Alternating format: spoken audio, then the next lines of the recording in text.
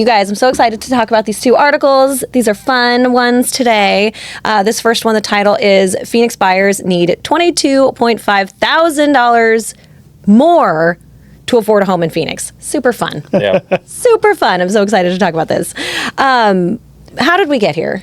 Well, just when you think working class isn't enough, to just paycheck by paycheck, now you have to get a raise for $22,000 just to afford a median size home, which is kind of crazy. And Phoenix used to be considered so affordable. Yeah. And now, according to this article, our home prices are actually a little bit higher than the national average, and our income is a little bit lower. So yeah, the median Phoenix home price is $460,000. A 20% down payment is $92,000, and the median income is $90,000. So your down payment on a $460,000 home, assuming you put $20% down, is more than your annual salary. Yeah. So for the 27-year-old who's trying to buy a home who makes $90,000 a year, maybe has a $1,500 a month rent payment, a $500 a month car payment, $600 a month student loan payment, are you saving enough money to put $92,000 down to buy your first home? Whew. So I was just going to say $90,000 is a really good salary. I mean, this is not a bad salary. So as someone, that exact individual that you just mentioned, he's going into this job thinking, hey, this is a good starting salary. Man, that's a bummer then to try to buy a home and just immediately be priced out. So wages have gone up in Phoenix, but they aren't keeping up with the price of literally everything else. Yeah. Inflation, the cost of materials to build, the prices of homes. Interest rates are raised to basically bring down inflation, and inflation has remained high. So wages just have not kept up with the pace of housing costs going up. Which I think that's where the rental market, the single family rental market, will continue to grow. And I think it saw a 41% growth because of that. Because a lot of folks, interest rates are 1-2% on those single families that they're renting. And until interest rates decrease and the appreciation of homes decrease as well, we're going to continue to see those single family home rental markets continue to soar. And I mean, we've talked about this quite a bit on this podcast already, that we see rentals going up. This is becoming a rent-first market here in Phoenix. Yeah. Yeah. I think multifamily is a safety net for people that want to go buy homes. You can't buy a home. It's too expensive. Yeah. So I have to rent. And if I'm going to rent, I'm going to rent somewhere close to where I work or the place I want to be. Let's say it's downtown Phoenix or Scottsdale Quarter. You're going to pay $1,500 to $2,500 a month, but your mortgage payment is going to be $4,500 a month. Yeah. Well, and you also got to think about during COVID, a lot of work from home. The workforce itself, many folks sold their homes during COVID and kind of started to rent, and because they could go find a spot by the ocean or somewhere closer to family. And well, everybody was working from home too, so things kind of shifted there. And we didn't know how long it was going to last. Yeah. So you've got a lot of those, I wouldn't say 20s, but maybe 30s, 40s who have a little bit of a stash of cash from selling their house that I think once interest rates start to come down, I think we're going to see that. And so, but it definitely, for the first-time home buyer, good luck. Well, it's been an interesting spring so far because, we're well into summer now, but it's been an interesting summer and spring season because normally this is when sales really are at their peak, and it has not been the case this year. Do you think that these kind of things are what is playing into this? Just the unaffordability, the high interest rates, are people just so unable to buy a home right now that they're not even looking? Well, it's definitely a buyer-friendly market for sure, and inventory is going up. I think the start of school, that typically gets families moving because you want to start school in the right school.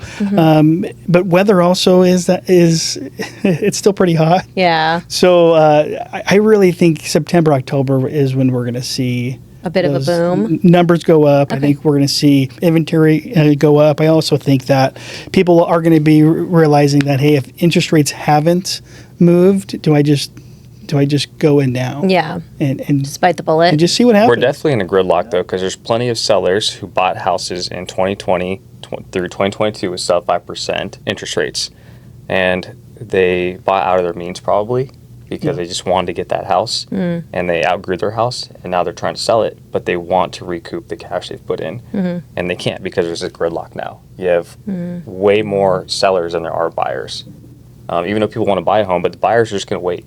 You know, they're going to wait for interest rates to come down till they have more liquidity, more cash saved up to go buy their home. I also think another big part of this that is part of the housing affordability gap is that investors bought so many homes in 2020 through 2022, and they're also, hey, we're going to recoup our capital. We're not going to sell until our value of our home exceeds the value of what we purchased in 2020 through 2022. Well, especially when rents are so high, Yeah. there's no reason to sell, just because you're getting more than what you think. Well, more than what covers your mortgage. So it's okay to wait a bit, and so you can.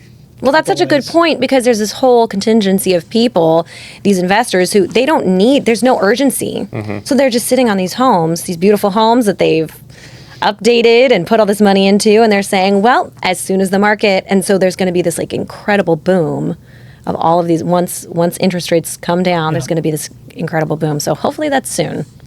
Which I think we talked about it before. It's if you see a house that you really love, I would buy it now, because you can always refinance when the rates drop. Yeah. But when the rates drop, it's going to be you and a lot of these cash buyers who are sitting on those COVID money that they've sold that are going to come in with cash. Yeah. And they're going to take it from you. So really, and I've been talking to my wife about that. It's just like, look, if you're looking to move, now's the time to probably do it. Yeah, before interesting. rates start to drop. Yeah, just get in now. Well, let's move on to the next article, because this one is interesting. It's a little bit different here. Scottsdale Quarter sold for $645 million, and $100 million in renovations are planned. Okay, so what do you think about this sale? Do you think this was good, bad, ugly? What do you guys think? Well, look, I love Scottsdale Quarter. I raised my kids there. That's where we spend 10 months. Where's your favorite food spot? Discuss it. Zinburger.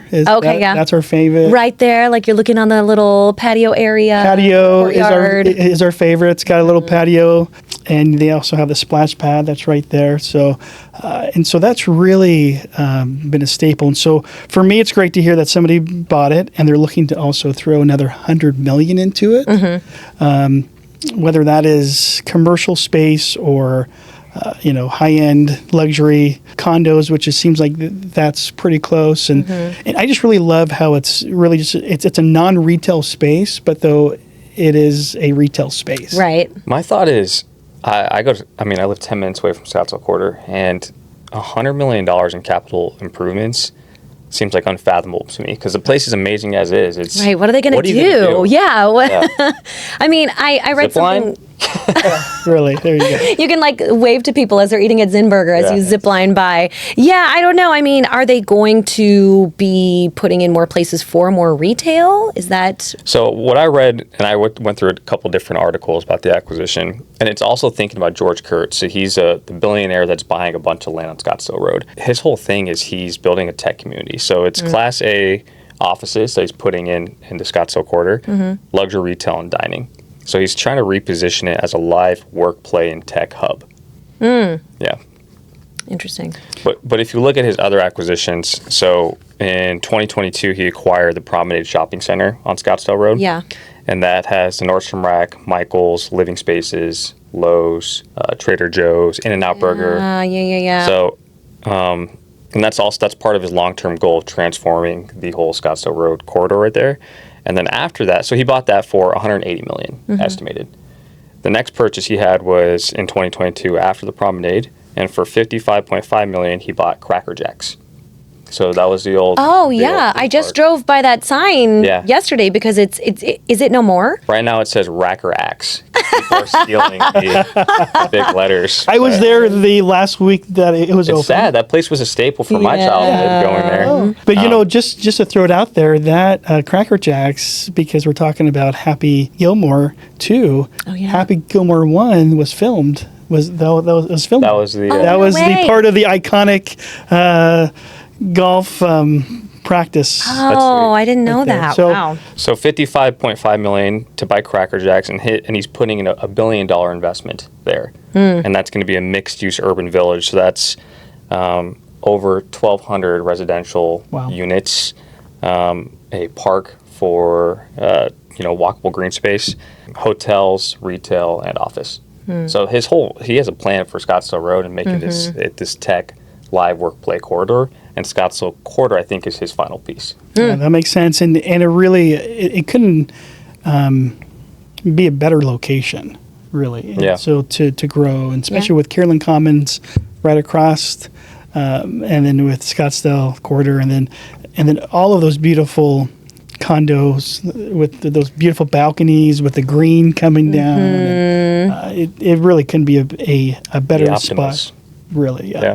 So with all of these purchases and developments that have been happening, do you think there's a risk of overdeveloping the high-end side and leaving everyday housing needs unmet? I mean, do you think that we're getting a little unbalanced here? I think he's playing into the market's hand. Like, I think it's what he's doing is, hey, people can't afford to buy homes. They don't have $22,000 more to go put a down payment down, but they have this extra cash now. So they're going to go spend on these luxury retail spaces. They're going to live in these luxury parts of town. So if he puts in a multifamily luxury class A- Rental, yeah. Exactly. Yeah. So I think and people want to live right there. That area is amazing. Well, and I was at Carolyn Commons, and it was nighttime, and you'd be surprised on how many dark, empty condos are that are on top, because I Wow. think a lot of seasonal snowbirds. Yeah. It's kind of more of a second, type of a home, and that's over at Carolyn Commons. But I think that's happening all around that, and so Yeah. I don't know if it's the everyday home buyer that are looking to come and buy a $2 million condo in this little In Carolyn corridor. Commons, yeah. However, but though, come October, November, December, and then March, It'll be jamming. you're going to see those lights, more people coming in, and so I think that area is always going to be a popular spot for the non-natives, and I don't think you're going to see many. What I've also seen, and in addition to snowbirds, is parents who are empty nesters now, and they would need to downsize.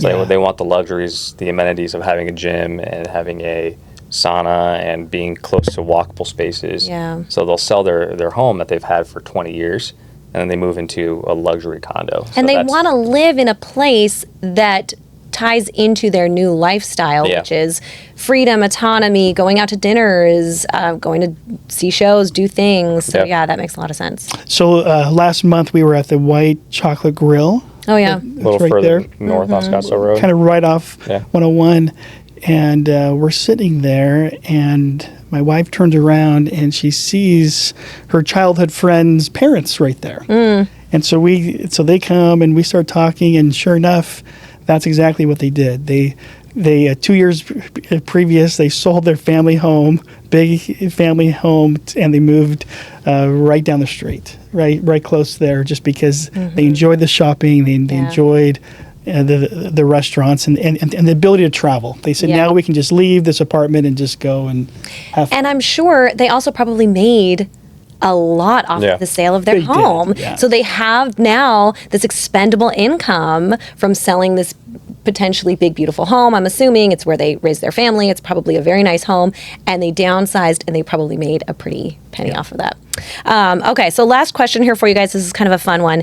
If you had $100 million to invest in Arizona right now, where would you put it? Luxury residential, affordable housing, or something else? Zip lines. I would, Yes. that's a close. I would say multifamily would be probably the where I would go. Yeah. Just because we're just seeing some unbelievable discounts on these distressed properties that we are currently, going out there and seeking and buying. And so that's probably not the answer that you're looking for, but I would say multifamily right now. Not quite as sexy as zip lines, but yes. I think multifamily is the safest. With Phoenix homebuyers getting priced out of homes and buying homes, they have to rent. So occupancy, and we see that our properties, occupancy is high and it's easy to get new tenants in. And rents and home prices usually run in parity. And right now there's basically a 75% gap between owning a home and renting. So it's way more expensive to own a home right now. Yeah. Eventually that'll catch up, but that's going to take years.